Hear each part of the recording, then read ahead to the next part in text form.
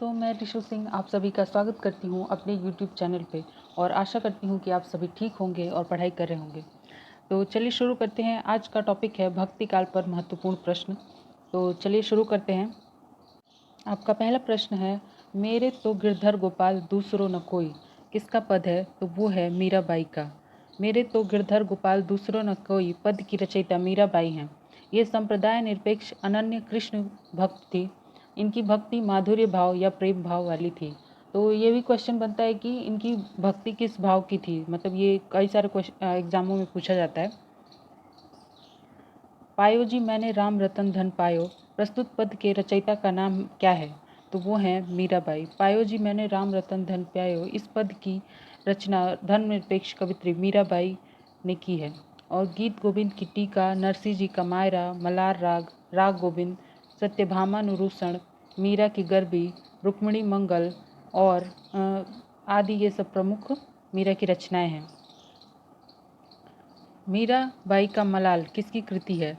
तो मीराबाई का मलाल मीराबाई की कृति है। और मीराबाई के बारे में थोड़ा सा परिचय लेते हैं।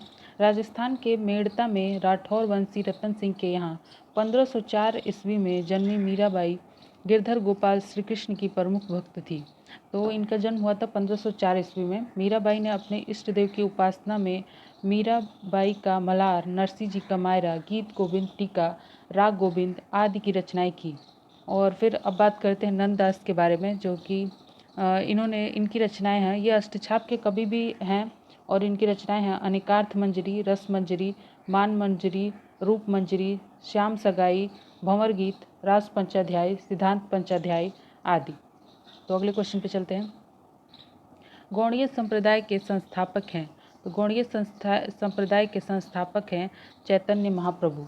चैतन्य महाप्रभु गौड़ीय संप्रदाय के संस्थापक हैं। और हित हरिवंश राधा वल्लभ संप्रदाय के संस्थापक हैं। और लाल पंथ के संस्थापक हैं। स्वामी हरिदास सखी या टट्टी संप्रदाय के संस्थापक हैं। तो अगले क्वेश्चन पे चलते हैं। रुद्र संप्रदाय की स्थापना किसने की? तो रुद्र संप्रदाय के स्थापक हैं विष्णु स्वामी। और इनका दर्शन शुद्धाद्वैतवाद है, जबकि सनकादि संप्रदाय की स्थापना निम्बार्काचार्य ने किया था। इनके गुरु का नाम नारद मुनि था तथा इनका दर्शन द्वैतवाद है।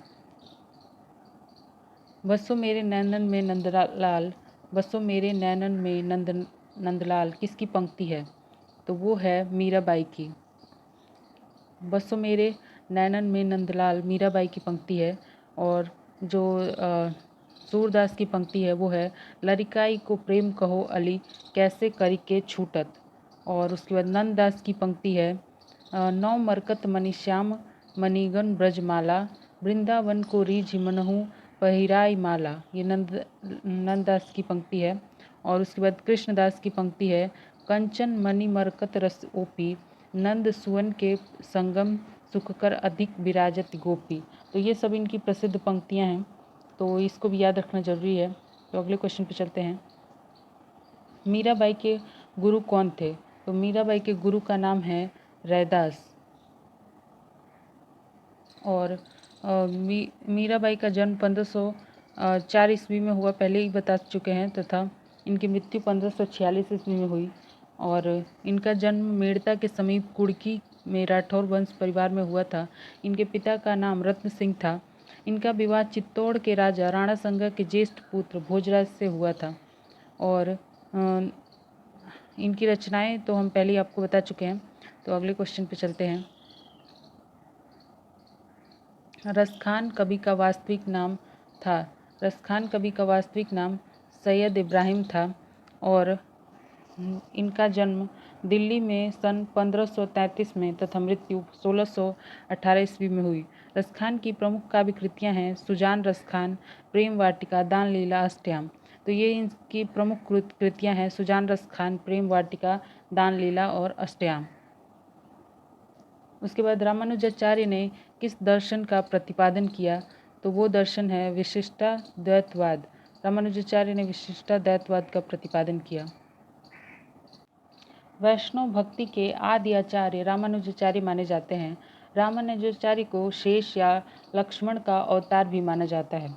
और सबके जितने भी दर्शन है और संप्रदाय और प्रवर्तकों को देखेंगे तो अद्वैतवाद दर्शन है उनका क्या बोलते हैं शंकराचार्य का, और इनका संप्रदाय है स्मार्त। और विशिष्टाद्वैतवाद दर्शन है रामानुजाचार्य का और इनका संप्रदाय है श्री। और शुद्धाद्वैतवाद दर्शन है विष्णु स्वामी का और इनका संप्रदाय है रुद्र। और द्वैतवाद के प्रवर्तक है माधवाचार्य और इनका संप्रदाय है ब्रह्म। तो अगले क्वेश्चन पे चलते हैं। मीराबाई की रचनाओं में किस भाषा की छौंक ज़्यादा पाई जाती है? तो वो है राजस्थानी भाषा। मीराबाई की रचनाओं में राजस्थानी भाषा की छौंक ज़्यादा पाई जाती है। मीराबाई कृष्ण भक्ति शाखा की प्रमुख कवित्री हैं। उनकी कविताओं में एक गहरी टीस है जो भक्ति के रंग में रंग कर और गहरी हो गई है। उसके बाद अगले क्वेश्चन पे चलते हैं। निरंजनी संप्रदाय के प्रवर्तक कौन थे? तो वो हैं हरिदास। जो हरिदास निरंजनी हैं इनका पूरा नाम हरिदास निरंजनी भी है और इन्होंने अपने नाम से ही संप्रदाय चलाया था, निरंजनी संप्रदाय। निरंजनी संप्रदाय के प्रवर्तक कवि हरिदास हैं। स्वामी हरिदास ने वृंदावन में निम्बार्क मतानगढ़ सखी संप्रदाय या टट्टी संप्रदाय की स्थापना की। अकबर के दरबारी कवि तानसेन स्वामी हरिदास के शिष्य थे। इनके द्वारा रचित ग्रंथ सिद्धांत के पद और केलीमाला है। रामचंद्र शुक्ल के अनुसार रहीम के बारे में कौन सी बातें सही हैं? तो उनके बारे में पहले तो इतने सारे वाक्य दिए हुए हैं, तो पहले इसको पढ़ते हैं। संस्कृत, अरबी और फारसी के पूर्ण विद्वान थे। हिंदी काव्य के उतने मर्मज्ञ कवि नहीं थे जितने फारसी के। उनकी दानशीलता हृदय की सच्ची प्रेरणा के रूप में थी। उनकी सभा विद्वानों और कवियों से सदा भरी रहती थी। जब इनमें से कोई कुछ मांगने आता तब भी उन्हें अपनी दरिद्रता का अनुभव नहीं होता था। तो इसमें से सही जो है वो है संस्कृत, अरबी और फारसी के पूर्ण विद्वान थे। और सी, उनकी दानशीलता हृदय की सच्ची प्रेरणा के रूप में थी। और डी, उनकी सभा विद्वानों और कवियों से सदा भरी रहती थी। बाकी बी और ई ये दोनों गलत है। रहीम की कविता नगर शोभा की प्रमुख विशेषताएं हैं। इसमें नगर का संकुचित वर्णन किया गया है। इसमें वर्ण व्यवस्था के अनुसार उनके जाति की स्त्रियों का वर्णन किया गया है। इसमें स्त्रियों को उत्कृष्ट कोटि का बताया गया है। ये स्त्रियां अपना उत्पाद बेचने का काम करती हैं। तो इनमें से जो सही है वो है इसमें नगर का संकुचित वर्णन किया गया है। जो उनकी नगर शोभा रचना है उसके बारे में बताया जा रहा है यहाँ पे। और इसमें वर्ण व्यवस्था के अनुसार उनकी जाति की स्त्रियों का वर्णन किया गया है। और चौथा है ये स्त्रियाँ अपना उत्पाद बेचने का काम करती हैं। और जो तीसरा है वो गलत है।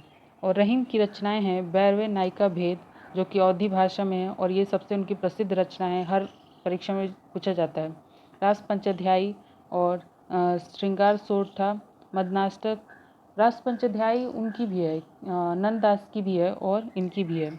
और मदनाष्टक 8 छंद की एक स्वतंत्र रचना। और खेत कौतुकम जो कि एक ज्योतिष ग्रंथ है। तो खेत कौतुकम के बारे में भी पूछा जाता है कि ये किस प्रकार की रचना है, तो ये एक ज्योतिष ग्रंथ है। तो चलिए अगले क्वेश्चन पे चलते हैं। स्वस्ति श्री तुलसी कुलभूषण दूषण हरण गोसाई, 12 बार प्रणाम करहूँ अब हरहूँ शोक समुदाय। प्रस्तुत काव्य पंक्तियाँ किसकी हैं? तो ये मीराबाई की काव्य पंक्तियाँ हैं। और मीराबाई ने तुलसीदास को एक पत्र में लिखा था कि स्वस्ति श्री तुलसी कुलभूषण दूषण हरण गोसाई, 12 बार प्रणाम करहूँ अब हरहूँ शोक समुदाय। पत्रोत्तर में उनके जो उन्होंने पत्र दिया उसके उत्तर में गोस्वामी तुलसीदास ने लिखा था, जाके प्रिय न राम वैदेही, तजिए ताहि कोटि बैरिसम यद्यपि परम सनेही। तो इस क्वेश्चन का आंसर ये हुआ। और अगले क्वेश्चन पे चलते हैं। जन्म काल के अनुसार निम्नलिखित भक्त कवियों का सही अनुक्रम बताइए। तो सही अनुक्रम है सबसे पहले सूर, उसके बाद तुलसीदास, उसके बाद मीराबाई और फिर दादू। और इनका जन्म काल है सूरदास का है 1478 ईस्वी, मीरा का है 1516 ईस्वी। और मीराबाई का अलग अलग दिया हुआ है, एक जगह 1504 दिया हुआ है और एक जगह 1516।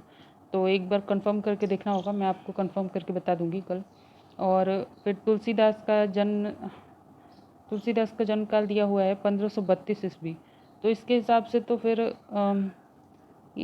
इसमें से कोई भी ऑप्शन सही नहीं है, क्योंकि मीराबाई का जन्म काल पहले दिया हुआ है 1516 ईस्वी और तुलसीदास का दिया हुआ है 1532 ईस्वी, और इस तरह का कोई भी क्रम इस ऑप्शन में नहीं है, तो शायद ये ऑप्शन ही गलत दिया हुआ है।